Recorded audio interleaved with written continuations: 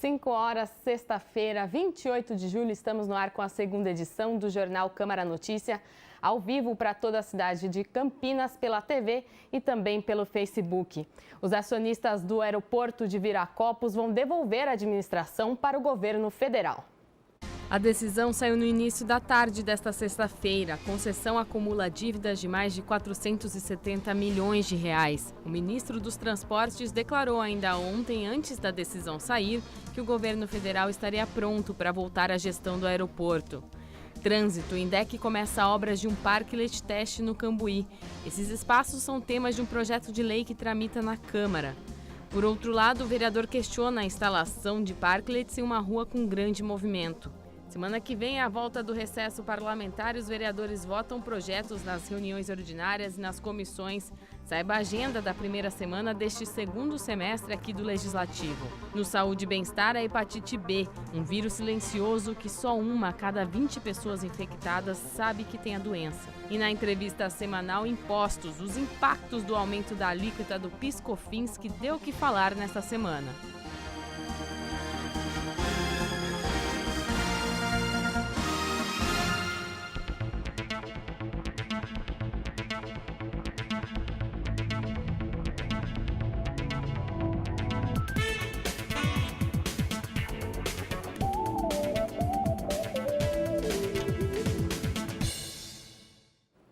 Os acionistas da concessionária do aeroporto de Viracopos decidiram devolver a administração para o governo federal. Uma nota publicada no início da tarde de hoje comunicou a decisão da Assembleia. As dívidas chegam a 470 milhões de reais, inclusive a licença de operação do ano passado, de 173 milhões, ainda não foi paga.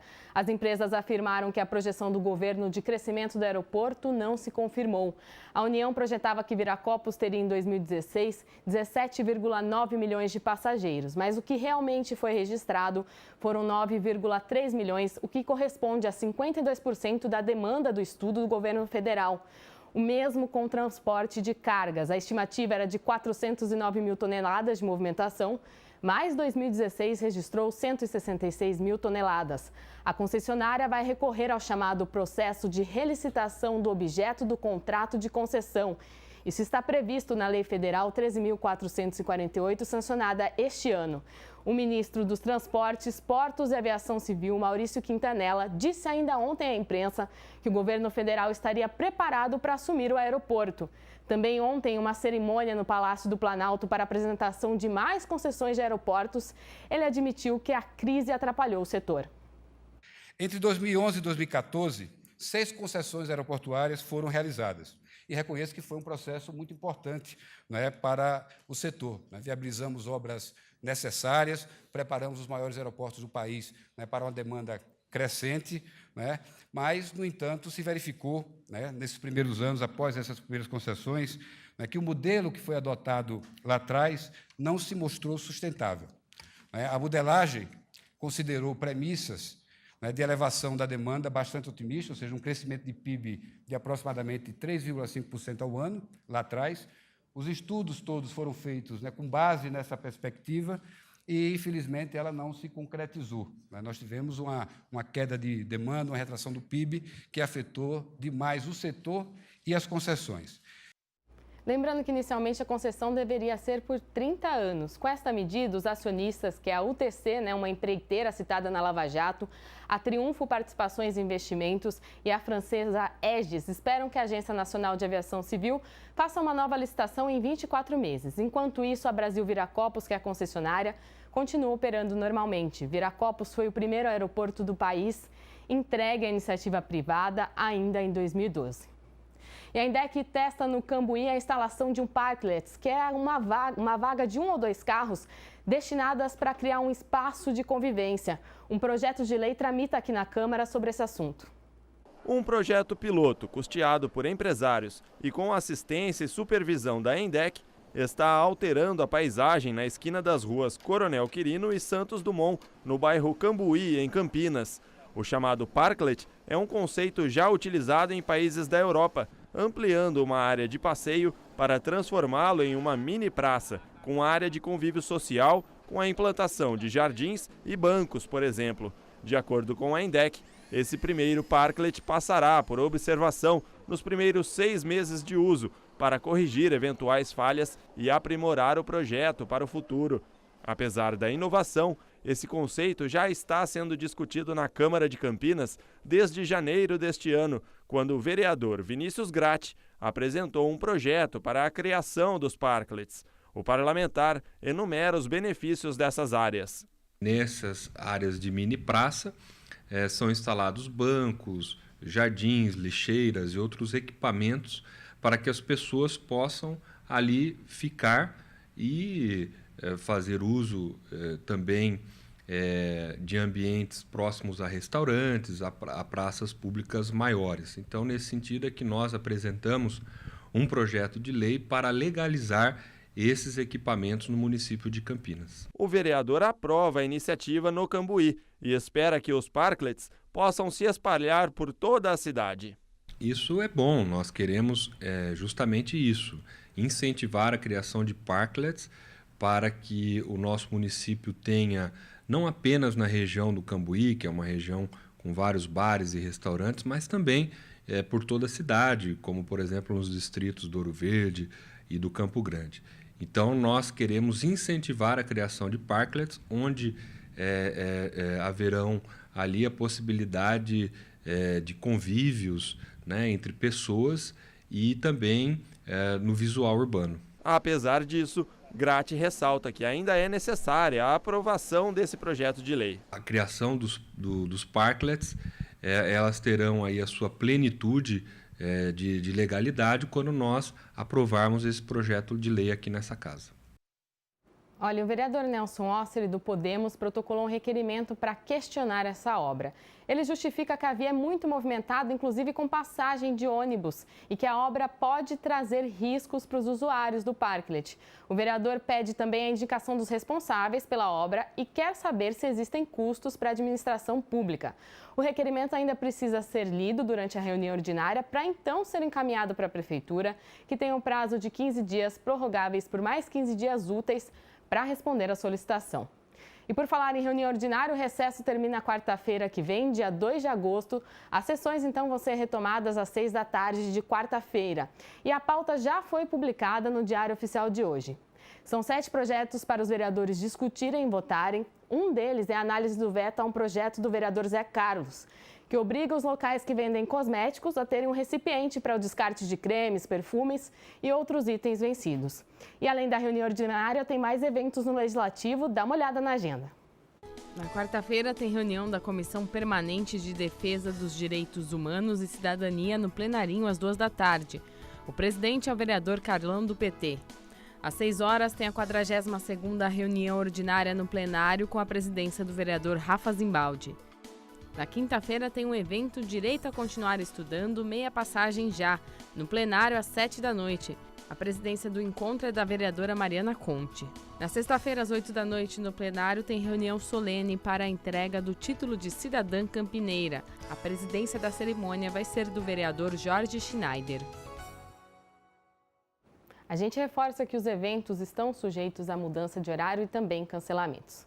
E a seguir, na entrevista semanal, a gente discute o aumento do imposto sobre a gasolina e ainda no Saúde e Bem-Estar, a hepatite B em pauta, um vírus silencioso. 1 a cada 20 pessoas infectadas nem sabe que tem a doença. Olha só, nós vamos saber mais no próximo bloco. Agora são 5 horas e 11 minutos.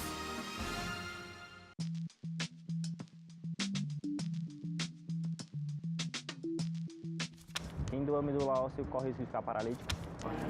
Igor, existem ainda muitos mitos relacionados à doação de sangue e existem muitos mitos também relacionados ao transplante de medula. E um desses mitos é esse. A gente aqui no Hemocentro, a gente costuma ouvir muitas pessoas falarem: vou ficar paraplégico, tetraplégico, ou então, eu vou morrer para ajudar a salvar a vida de alguém. Não, pessoal, o transplante de medula é um procedimento simples e seguro. A diferença existe uma diferença crucial entre medula espinhal e medula óssea. A medula óssea é um tecido encontrado dentro de alguns ossos do nosso organismo, considerados chatos, entre aspas, e que a gente encontra em maior quantidade, maior volume no osso da bacia. São as células progenitoras, ou seja, são as células iniciais do sangue, que vão virar sangue. E medula espinhal é um tecido responsável em levar os impulsos nervosos até o cérebro. Então, medula espinhal não tem nada a ver com medula óssea, tá? E toda e qualquer notícia relacionada a ficar doente ou sofrer algum dano em relação ao transplante é um mito, não existe.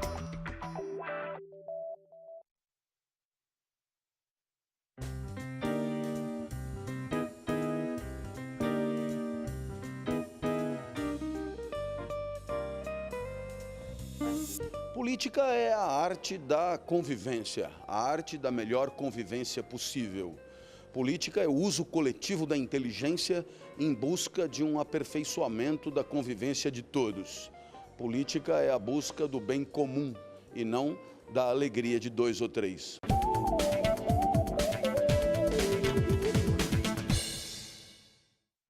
O presidente Michel Temer assinou um decreto que prorroga o saque das contas do FGTS inativas para pessoas que comprovarem a impossibilidade de comparecer às agências da Caixa Econômica Federal.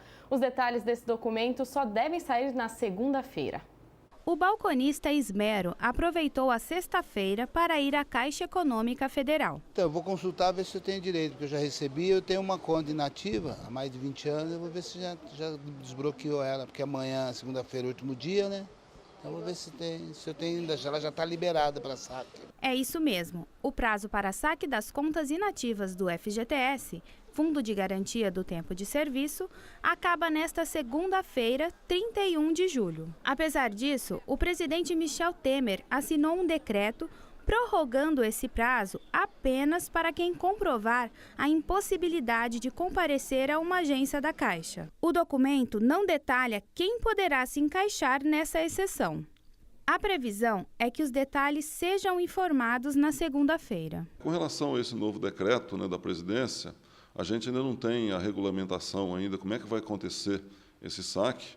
A única informação que a gente tem também pela imprensa, que seriam as pessoas que tiveram, durante esse período, impossibilitados de comparecer às agências da Caixa, ou por estarem em prisão, e em alguns casos de doenças graves, comprovadamente que não puderam comparecer. Mas a gente não pode dar maior detalhe, até porque a gente não tem essa informação ainda, Tem direito ao saque do Fundo de Garantia Inativo todo trabalhador que tenha pedido demissão ou que tenha tido seu contrato encerrado por justa causa até o dia 31/12 de 2015. De acordo com a Caixa, a maior parte do valor disponível para saque já foi retirado. O que a gente tem até o dia 19 de julho é que mais de 98% do valor já havia sido sacado. Então, o que demonstra que a maior parte desse valor já está na mão dos trabalhadores. Quem ainda não sabe se tem ou não direito ao benefício, pode fazer a consulta através do site da Caixa Econômica ou pelo telefone 0800 726 2017. No comparecimento à agência, é importante que os trabalhadores levem a carteira de trabalho e um documento com foto. Se a Caixa tiver em condições, até o dia 31, de regularizar todos os dados, ela garante o seu recebimento. O que não pode, por exemplo, é chegar no dia 31, na parte da tarde, faltando, por exemplo, um documento lá que a gente não tenha condições de regularizar. Aí, infelizmente, o dinheiro, ela não pode sacar nesse momento, o dinheiro volta para a sua conta do Fundo de Garantia. A hepatite B é uma doença silenciosa que pode demorar anos para se manifestar. Este é um dos temas do Saúde e Bem-Estar de hoje. 27 de julho é o Dia Mundial de Luta contra as Hepatites Virais. Em Campinas, no período de 2000 a 2016, foram registrados cerca de 9.000 pacientes com hepatites B e C. Em todo o estado de São Paulo, durante o ano de 2016, casos da hepatite B, que também pode ser transmitida de mãe para filho durante o parto, aumentaram 3,7%. Sobre a doença, conversamos com a médica infectologista da Vigilância em Saúde de Campinas, Valéria Almeida.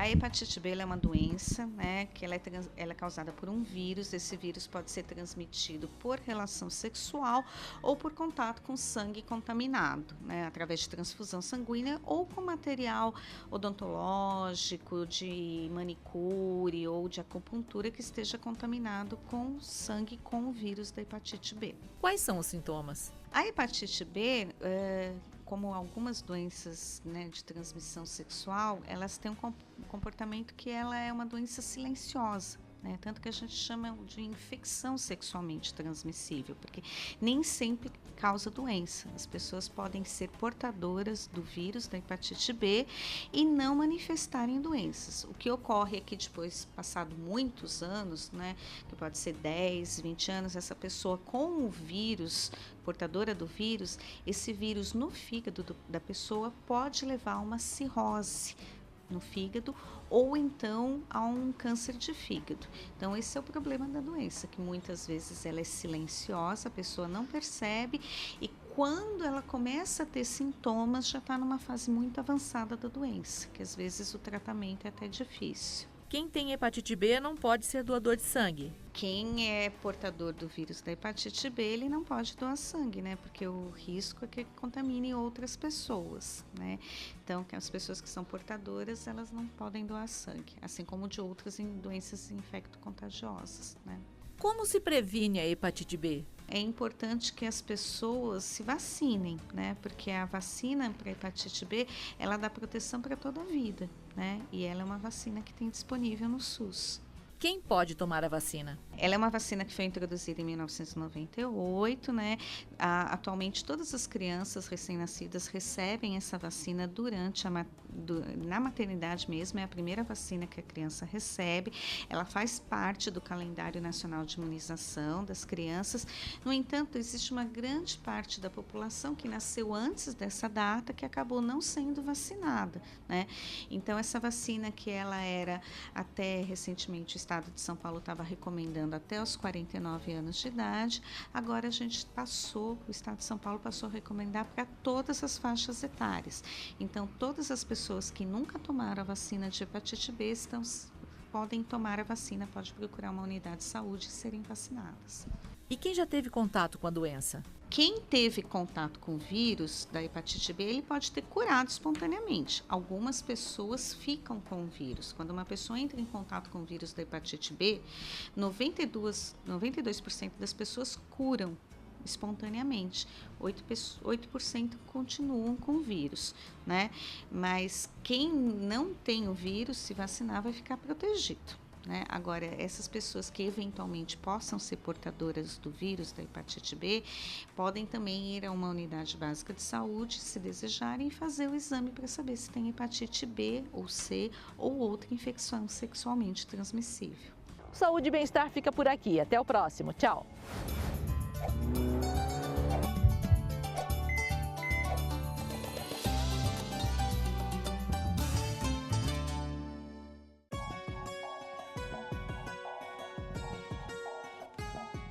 Falando do tempo e também de saúde, você anda tomando bastante água? É bom se hidratar porque o tempo vai continuar seco, sim.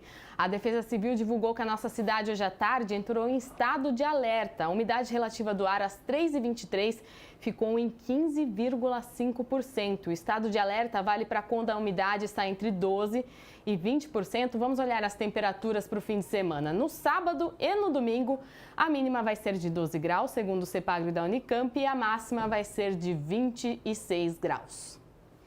Vamos à nossa entrevista semanal. Desde o fim da semana passada, o brasileiro paga mais na alíquota do PIS/COFINS sobre a produção do combustível. Chegou até a ter uma decisão de um juiz federal em Brasília para barrar o aumento, mas o governo federal conseguiu manter essa alta no imposto. A gente vai conversar com o José Henrique Toledo Correia, que é vice-diretor do CIESP Campinas, para falar sobre o impacto do aumento do imposto na vida dos brasileiros. Seja muito bem-vindo aqui ao nosso jornal. Obrigado, Gabi. Boa tarde. Boa tarde. Olha, o primeiro impacto foi direto na bomba da gasolina, né? Logo no outro dia, os preços já estavam mais caros. Mas onde o consumidor também vai sentir o aumento desse imposto, já que os combustíveis são usados em diversos procedimentos e também o Brasil tem uma alta carga de produtos que são transportados por caminhões, né? Sim, o Brasil principalmente o Brasil, tudo é sobre rodas, né? Nós temos aí, tudo acontece sobre carros, sobre ônibus, caminhões, pouco trem, e o imposto, tudo é transportado, os alimentos, os medicamentos, todo mundo, quem não tem carro vai de ônibus, ou seja, todo mundo é atingido com o aumento do imposto da gasolina, dos combustíveis. Tudo, então, está sujeito a esse aumento? Tudo Remédios, está sujeito. as coisas do supermercado, tudo? Tudo. A partir do momento que aumenta o preço lá na refinaria, o caminhão já sai com um novo aumento, porque ele já recolhe o imposto diretamente para o governo, então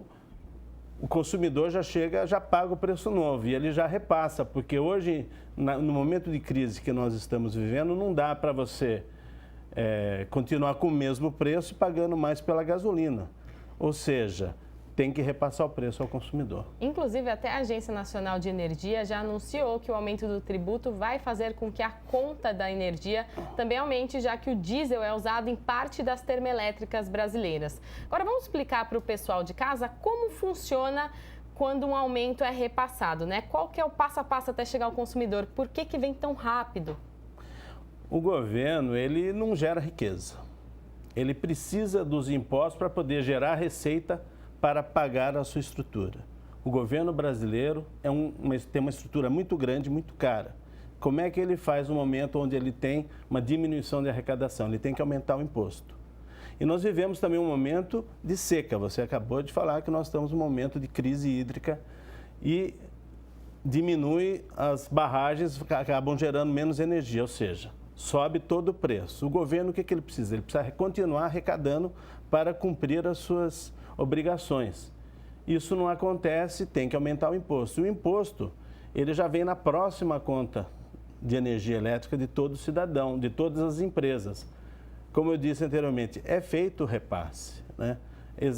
Nós temos essa dificuldade de desvincular a estrutura governamental do dia a dia do cidadão, porque o Brasil tem uma estrutura governamental muito grande.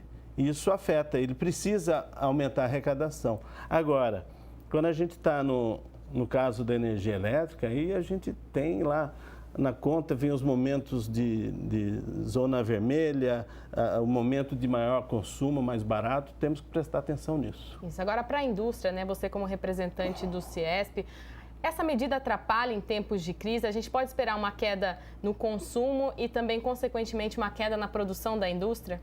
A queda acontece naturalmente, porque como a indústria depende do poder aquisitivo da população para consumir os seus produtos que estão no mercado, ao mesmo tempo que você não teve aumento de salário, não teve aumento aumentou a carga tributária, ou seja, você gasta menos, gastando menos, você compra menos e as empresas produzem menos. Ao mesmo tempo, a gente sabe que o valor da conta faz com que as empresas gastem menos. A gente está num momento muito perigoso. Agora, o Brasil tem a maior carga tributária da América Latina. Essa é uma reclamação constante da população, né? Que a gente paga muito imposto, mas o retorno é baixo. A sociedade não sente esse retorno, que é a função da criação de um tributo, né? A gente precisa conversar, indústria, sociedade, sobre uma reforma tributária efetiva? Eu participo de entidades empresariais há 24 anos. Há 24 anos a gente assiste o pedido, eu assisto, né, pessoalmente, o pedido de uma reforma tributária que nunca acontece. Quando acontece uma reforma tributária, ela é para aumentar os impostos e não para diminuir. A sociedade tem que pressionar o governo que nós precisamos diminuir o valor dos impostos, diminuir a alíquota, ter um Estado mais enxuto, diminuir a estrutura dos impostos, porque tem empresas que têm 20, 30 funcionários só para cuidar da parte contábil de recolhimento de impostos, enquanto que a atividade de função dela seria produzir, né? Nós temos que diminuir o valor dos impostos para aumentar a arrecadação, tirar a informalidade. Aumentando a informalidade, aumenta a arrecadação e o governo passa a arrecadar mais. Ou seja, o Brasil precisa pressionar a população, a sociedade civil, tem que pressionar o governo para uma reforma tributária. Não só nós vivemos momentos, nós precisamos de reformas em todos os sentidos, mas a tributária também é uma das principais para poder ter uma retomada econômica forte. Tá certo, a gente conversou com José Henrique Toledo Correia, que é vice-diretor do CESP Campinas, e tirou nossas dúvidas e também mostrou essa parte da indústria, né, nesse aumento de imposto que o governo fez na última semana. Muito obrigada pela sua participação. Se você tem alguma pergunta, alguma dúvida sobre algum assunto que você quer ver aqui no nosso jornal, é só mandar um e-mail para a gente no redaçãotv@campinas.sp.leg.br. Lembrando que não tem o cedilha nem um tio, então fica Redacal TV. Neste sábado tem programa Universo Épico com Celton Mello. Oi, Michel. Boa tarde, Gabi, e você que está assistindo o Jornal Câmara Notícia. Sábado é dia do Universo Épico e vamos mostrar os destaques da maior feira de cultura pop do mundo, a Comic Con San Diego, como a Liga da Justiça, Thor, Stranger Things, e vai ter entrevista no estúdio com o quadrinista Douglas MCT, que fez a HQ Hansel e Gretel. Então, essa história nada mais é do que uma continuação do conto de João e Maria, né? E eu reinterpreto a história num outro contexto. Eu jogo eles num cenário steampunk, né, no final do século retrasado. Vai ter Celton Mello falando sobre o longa O Filme da Minha Vida, que ele dirigiu. Olá, pessoal, não percam O Filme da Minha Vida. Você vai se divertir, vai se emocionar e vai se encantar com essa história. É um filme que você merece. É nesse sábado, às 14h. Não vai esquecer, hein? É isso aí, sexta-feira chegou. Bom fim de semana para todo mundo. Aproveitem!